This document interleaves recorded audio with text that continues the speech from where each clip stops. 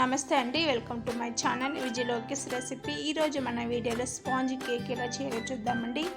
Christmas cake కూడా అనొచ్చు. క్రిస్మస్కి ఇలా స్పెషల్గా చేసుకోవాలంటే ఈజీగా ఇంట్లో ఉన్న వాటితోనే చేసుకోండి. ఇలా పిల్లలకి పుట్టినరోజు అంతా ఉన్నప్పుడు మనం ఇంట్లోనే ఈజీగా చేసుకోవచ్చండి. చాలా టేస్టీగా ఉంటుంది. కేక్ ఈ ప్రాసెస్లో చేసామంటే చాలా ఫ్లఫీగా చాలా బాగుంటుంది. ఎలా చేయాలో ఇప్పుడు చూద్దామండి. ముందుగా స్టవ్ వెలిగించుకోవాలి.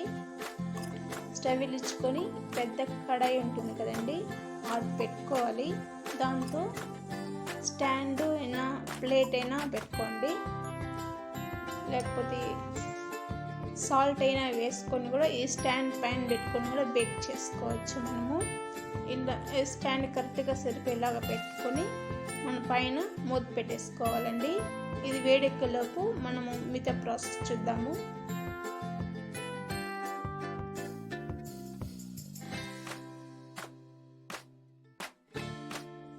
ఇప్పుడు ఒక మిక్సింగ్ బౌల్ తీసుకోండి. ఇలా వెడల్పుగా ఉన్నలాగా చూసుకోండి, కలుపుకోవడానికి బాగుంటుంది. అలాగే జల్లెడ తీసుకోండి. 1 కప్పు దాకా మైదా పిండి తీసుకోండి. ఇది మెజర్మెంట్ కప్ అండి, 250 గ్రాములు కప్పుతో నేను మెజర్మెంట్ తీసుకొని జల్లెడ పట్టుకుంటున్నాను.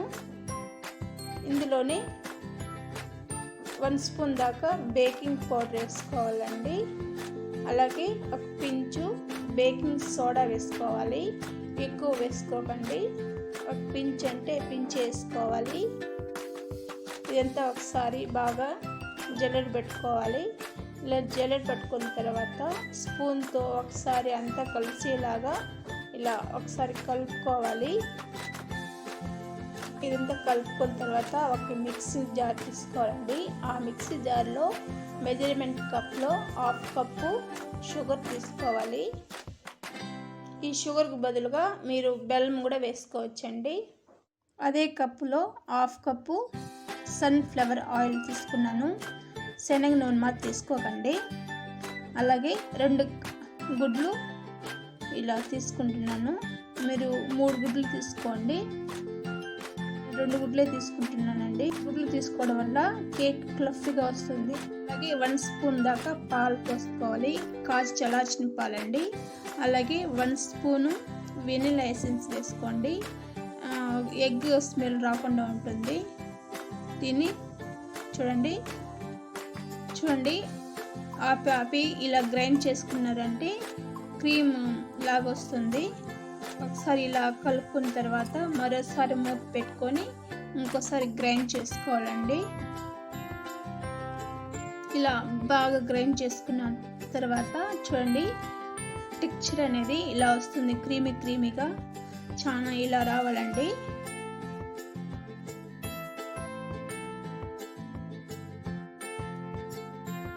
ఇలా మిక్సీలో వేసుకున్న టెక్స్చర్ అనేది ఇలా ఉంటుందండి.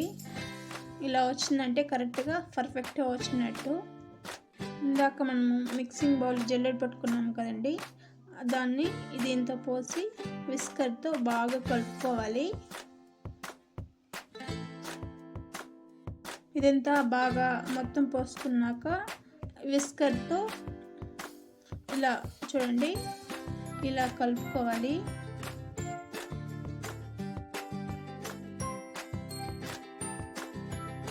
కిందంటే పిండిగా ఉంటుందండి.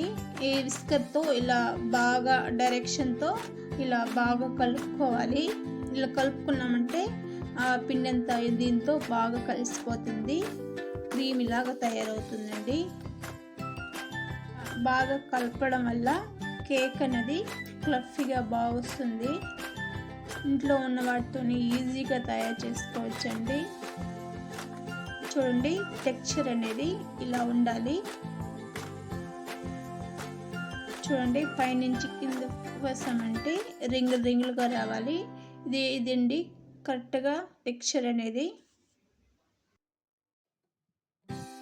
మనం కరెక్ట్గా అయితే కలుపుకున్నామంటే కరెక్ట్గా ఇలా రింగుల టెక్స్చర్ వస్తుందండి. కేక్ కూడా బాగా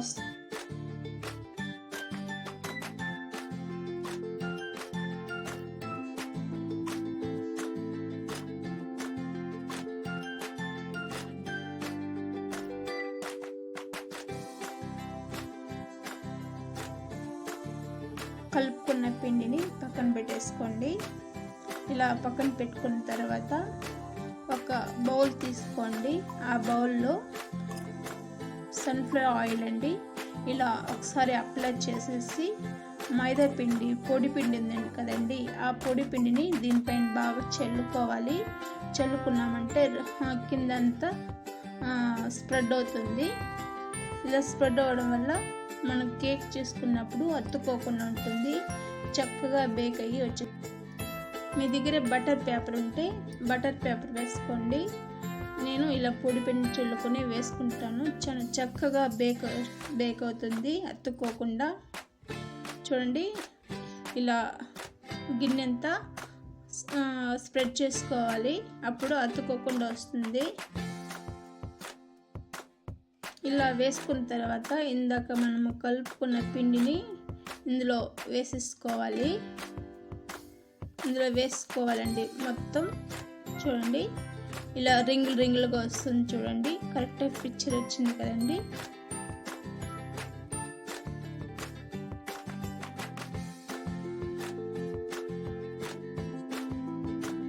చేసుకునే బౌల్లో వేసుకొని ఒకసారి ట్యాప్ చేయాలండి. ట్యాప్ చేసుకోవడం వల్ల ఎయిర్ బౌల్స్ ఉన్నా కూడా కిందికి వెళ్ళిపోతుంది, అప్పుడు కేక్ అనేది చక్కగా బేక్ అవుతుంది. ఇలా ట్యాప్ చేసుకోవాలి. ఇందాక మనం వెయిట్ చేసుకున్న దాంట్లో మనం 30-35 దాకా బేక్ చేసుకోవాలండి. మీడియం ఫ్లేమ్లోనే బేక్ చేసుకోవాలి. చేయి కాలుతుందండి, ఒక గెంటితో ఇలా పట్టుకొని మెల్లుగా పెట్టేసుకోండి. ఇలా మెల్లుగా పెట్టుకొని కరెక్ట్గా వచ్చేలాగా కరెక్ట్గా పెట్టేసుకొని మూత పెట్టుకోండి. చూడండి మూత తీసిన తర్వాత చక్కగా బేక్ అయిందండి. నాకైతే 2 పిట్స్ గుచ్చి చూడండి నాకు అతుక్కోకుండా వచ్చింది, కరెక్ట్గా బేక్ అయింది. ఈ 2 పిక్స్తో అతుక్కోకుండా వచ్చిందండి. అతుక్కోకుండా వస్తే కరెక్ట్గా బేక్ అయిందని, అతుక్కుంటే సరిగా బేక్ కావాలని మరి 2 నిమిషాలు బేక్ చేసుకోండి.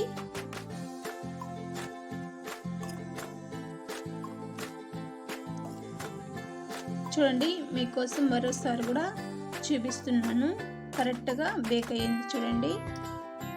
ఇప్పుడు స్టవ్ ఆఫ్ చేసి పక్కన తీసి పెట్టుకుందామండి. చూడండి పక్కన తీసి పెట్టుకున్నాను. ఇది చల్లారిన తర్వాత ఇలా చాక్తో రౌండ్గా ఇచ్చేసామంటే కరెక్ట్గా వచ్చేస్తుంది. చూడండి కరెక్ట్గా వచ్చేసింది. ఇందాక బేక్ చూసుకున్న బౌల్కి ఎక్కడ అతుక్కోలేదండి, చాలా కరెక్ట్గా బాగా వచ్చింది. చూడండి స్పాంజీగా ఉంది. ఇదేలాగా మీరు ఒకసారి ట్రై చేయండి, చాలా సూపర్గా వస్తుంది. ఇలా బేక్ చేసుకొని మనం ఏ షేప్లో కావాలంటే ఆ షేప్లో మనం డెకరేషన్ చేసుకోవచ్చండి. పిల్లలు చూసారంటే చాలా ఇష్టపడతారు. కేక్ అంటే ఎవరికి ఇష్టం ఉండదు చెప్పండి. ఇలా చాక్లెట్ క్రీమ్ వేసుకొని పైన స్ప్రెడ్ చేసుకోండి.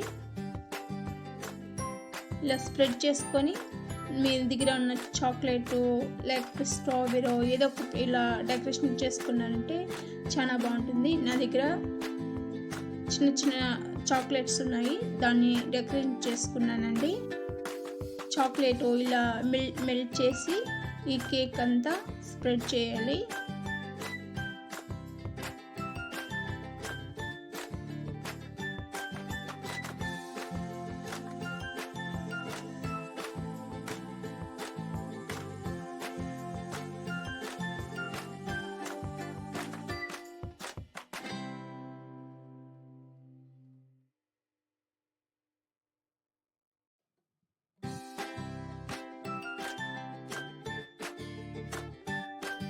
ఇలా కలర్ చాక్లెట్స్ చిన్నగా ఉన్నాయండి, అందువల్ల నేను వేసుకుంటున్నాను.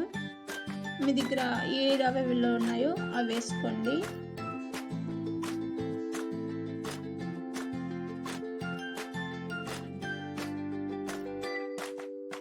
ఒకసారి బాగా వేసుకున్నాక ఒక పక్క ఖాళీగా ఉంచిన కదండి, ఆ ఖాళీతో చోటు ఫ్లవర్ లాగా చేసుకొని ఫ్లవర్ పెట్టేసుకోండి. చూడడానికి చాలా బాగుంటుంది, అలాగే పిల్లలు కూడా చాలా ఇష్టంగా తింటారండి. మీరు కూడా ఒకసారి ట్రై చేసి ఎలా వచ్చిందో కామెంట్ చేయండి. ఈ వీడియో కనుక నచ్చినట్లయితే లైక్ చేయండి, షేర్ చేయండి, సబ్స్క్రైబ్ చేసుకోండి. మంచి వీడియో కోసం నా ఛానల్ని సబ్స్క్రైబ్ చేసుకోండి. హ్యాపీ క్రిస్మస్కి నేను చేసిన కేక్ ఎలా వచ్చిందో మీరు కామెంట్ చేయండి. ప్లీజ్ అండి నా ఛానల్ సబ్స్క్రైబ్ చేసుకోండి.